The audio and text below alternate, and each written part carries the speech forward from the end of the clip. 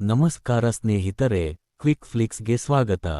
ನೀವು ಪ್ರಾಚೀನ ಕಥೆಗಳನ್ನು ಅನ್ವೇಷಿಸಲು ಮತ್ತು ರಹಸ್ಯಗಳನ್ನು ಅನಾವರಣಗೊಳಿಸಲು ಇಷ್ಟಪಡುತ್ತೀರಾ? ಹಾಗಾದರೆ ನೀವು ಸರಿಯಾದ ಸ್ಥಳದಲ್ಲಿದ್ದೀರಿ. ಇಂದು ನಾವು ಭಾರತೀಯ ಇತಿಹಾಸದ ಅತ್ಯಂತ ಆಕರ್ಷಕ ಕಥೆಗಳಲ್ಲಿ ಒಂದಾದ ಕಳೆದುಹೋದ ದ್ವಾರಕೆ ಕೃಷ್ಣನ ವಾಸಸ್ಥಳವಾಗಿದ್ದು, ಸಾವಿರಾರು ವರ್ಷಗಳ ಹಿಂದೆ ಸಮುದ್ರದಡಿಯಲ್ಲಿ ಅಡಗಿಹೋಗಿದೆ ಎಂದು ನಂಬಲಾಗಿದೆ. ಆದರೆ ದ್ವಾರಕೆ ಕೇವಲ ಒಂದು ಪೌರಾಣಿಕ ಕಥೆಯಲ್ಲ ಎಂದು ನಾನು ನಿಮಗೆ ಹೇಳಿದರೆ, ಈ ಕಥೆಯಲ್ಲಿ ನಾವು ಯೋಚಿಸುವುದಕ್ಕಿಂತ ಹೆಚ್ಚು ಇದೆ ಎಂದು ನೀವು ತಿಳಿದರೆ.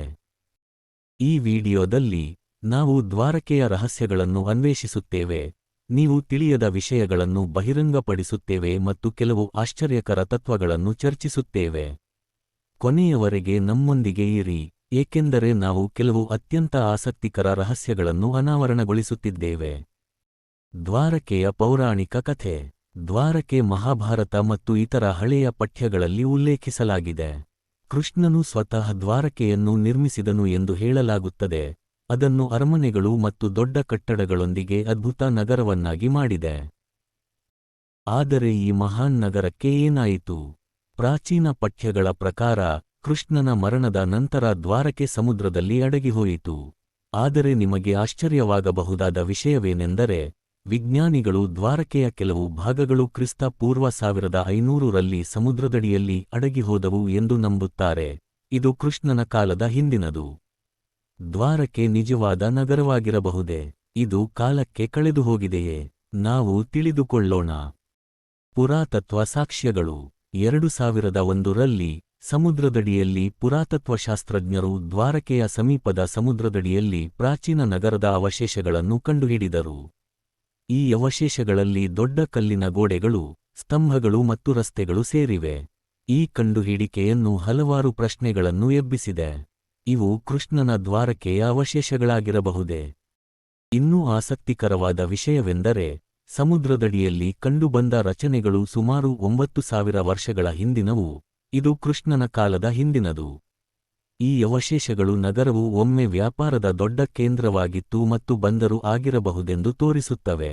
ದ್ವಾರಕೆ ಒಂದು ಪ್ರಗತಿಶೀಲ ನಗರವಾಗಿತ್ತು ಎಂಬ ಸೂಚನೆಗಳು ಸಹ ಇವೆ, ಆದರೆ ಅದು ಹೇಗೆ ಅಥವಾ ಏಕೆ ಸಮುದ್ರದಡಿಯಲ್ಲಿ ಅಡಗಿಹೋಯಿತು ಎಂಬುದನ್ನು ಯಾರೂ ತಿಳಿಯುವುದಿಲ್ಲ. ಅಜ್ಞಾತ ರಹಸ್ಯಗಳು ಮತ್ತು ಅಸ್ಪಷ್ಟ ತತ್ವಗಳು. ಇಲ್ಲಿ ವಿಷಯಗಳು ಇನ್ನೂ ಹೆಚ್ಚು ಆಸಕ್ತಿಕರವಾಗುತ್ತವೆ. ಪ್ರಾಚೀನ ಪಠ್ಯಗಳು ವಿಮಾನಗಳು ಮತ್ತು ಶಕ್ತಿಯುತ ಆಯುಧಗಳ ಬಗ್ಗೆ ಮಾತನಾಡುತ್ತವೆ. ಅವುಗಳು ಪ್ರಾಚೀನ ತಂತ್ರಜ್ಞಾನಗಳಿಗಿಂತ ಹೆಚ್ಚು ಪ್ರಗತಿಶೀಲವಾಗಿದ್ದವು ಎಂದು ತೋರುತ್ತವೆ. ಕೆಲವರು ದ್ವಾರಕೆ ಈ ಪ್ರಗತಿಶೀಲ ತಂತ್ರಜ್ಞಾನಗಳನ್ನು ಹೊಂದಿತ್ತು ಎಂದು ನಂಬುತ್ತಾರೆ, ಮತ್ತು ಅದು ಕ್ಷಿಪಣಿಗಳು ಅಥವಾ ಶಕ್ತಿಯುತ ಶಕ್ತಿಸ್ರೋತಗಳನ್ನು ಹೊಂದಿರಬಹುದೆಂದು ನಂಬುತ್ತಾರೆ. ದ್ವಾರಕೆ ಪ್ರಗತಿಶೀಲ ವಿಜ್ಞಾನ ಮತ್ತು ತಂತ್ರಜ್ಞಾನಗಳ ಸ್ಥಳವಾಗಿರಬಹುದೇ? ಕೆಲವು ಜನರು ನಗರವು ಭೂಕಂಪ ಅಥವಾ ಸುನಾಮಿ ಮುಂತಾದ ದೊಡ್ಡ ಪ್ರಕೃತಿಕಾಪಟದಿಂದ ನಾಶವಾಯಿತು ಎಂದು ನಂಬುತ್ತಾರೆ. ಆದರೆ ಇದು ಹೇಗೆ ಸಂಭವಿಸಿತು ಎಂಬುದನ್ನು ಯಾರೂ ವಿವರಿಸಲು ಸಾಧ್ಯವಿಲ್ಲ. ದ್ವಾರಕೆಯ ಕಳೆದುಹೋದ ಬಂದರು ಮತ್ತು ಅದರ ಸಾಮರ್ಥ್ಯ. ಅತ್ಯಂತ ರೋಚಕವಾದ ಕಂಡುಹಿಡಿಕೆಯಾಗಿರುವುದು ದ್ವಾರಕೆಯ ಕಳೆದುಹೋದ ಬಂದರು. ಸಮುದ್ರದಡಿಯಲ್ಲಿ ಪುರಾತತ್ವಶಾಸ್ತ್ರಜ್ಞರು ನಗರ ಅವಶೇಷಗಳ ಸಮೀಪ ದೊಡ್ಡ ಬಂದರು ರಚನೆಗಳನ್ನು ಕಂಡುಹಿಡಿದಿದ್ದಾರೆ. ದ್ವಾರಕೆ ಒಂದು ಪ್ರಮುಖ ಬಂದರು ಆಗಿರಬಹುದೇ? ಸಮುದ್ರಗಳಾದ್ಯಂತ ವ್ಯಾಪಾರ ಮತ್ತು ಸರಕುಗಳ ಚಲನೆಗೆ ಸಹಾಯ ಮಾಡುತ್ತಿದೆಯೇ?